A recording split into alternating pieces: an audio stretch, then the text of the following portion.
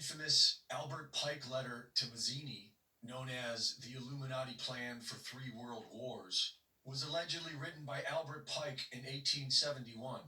The letter outlines a plan to foment three world wars in an attempt to take over the world.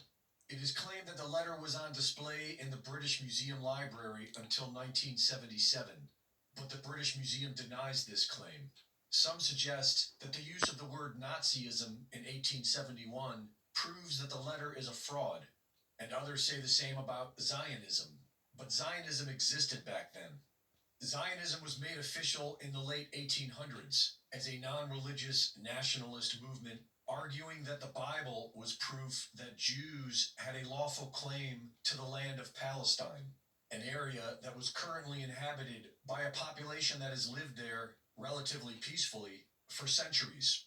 Around the alleged writing of this Albert Pike letter, Jews began immigrating to Palestine with the intention of someday creating a state of Israel, which did not happen until 1948, after World War II and the creation of the United Nations.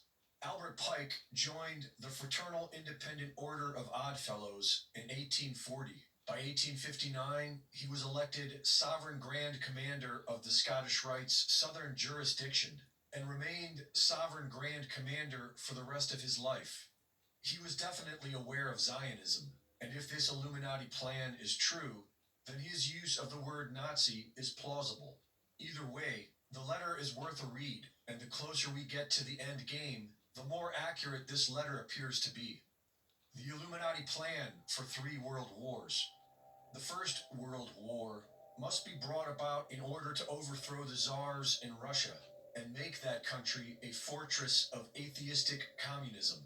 The divergences caused by agents of the Illuminati between the British and Germanic empires will be used to foment this war.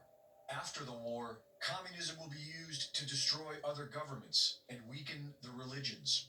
The Second World War must be fomented by taking advantage of the differences between the fascists and the political Zionists. This war must be brought about so that Nazism is destroyed and political Zionism is strong enough to institute a sovereign state of Israel in Palestine. During the Second World War, international communism must become strong enough to balance Christendom, which would be restrained and held in check until the time when we would need it for the final social cataclysm. The Third World War must be fomented by taking advantage of the differences caused by the agents of the Illuminati between the political Zionists and the leaders of Islam. The war must be conducted in such a way that Islam and political Zionism mutually destroy each other.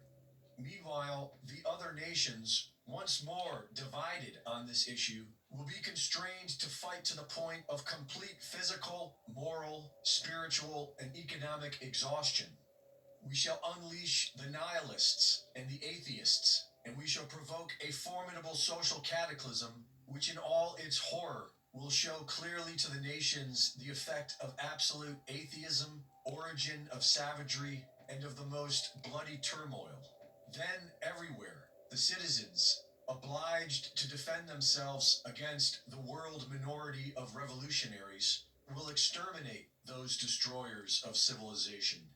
And the multitude, disillusioned with Christianity, whose deistic spirits will from that moment be without compass or direction, anxious for an ideal, but without knowing where to render its adoration, will receive the true light through the universal manifestation of the pure doctrine of Lucifer, brought finally out in the public view. This manifestation will result from the general reactionary movement which will follow the destruction of Christianity and atheism, both conquered and exterminated at the same time. Whoever wrote this letter had the vision to see where this is all going. By manipulating our beliefs and emotions, mankind has been herded into these wars like cattle to the slaughter.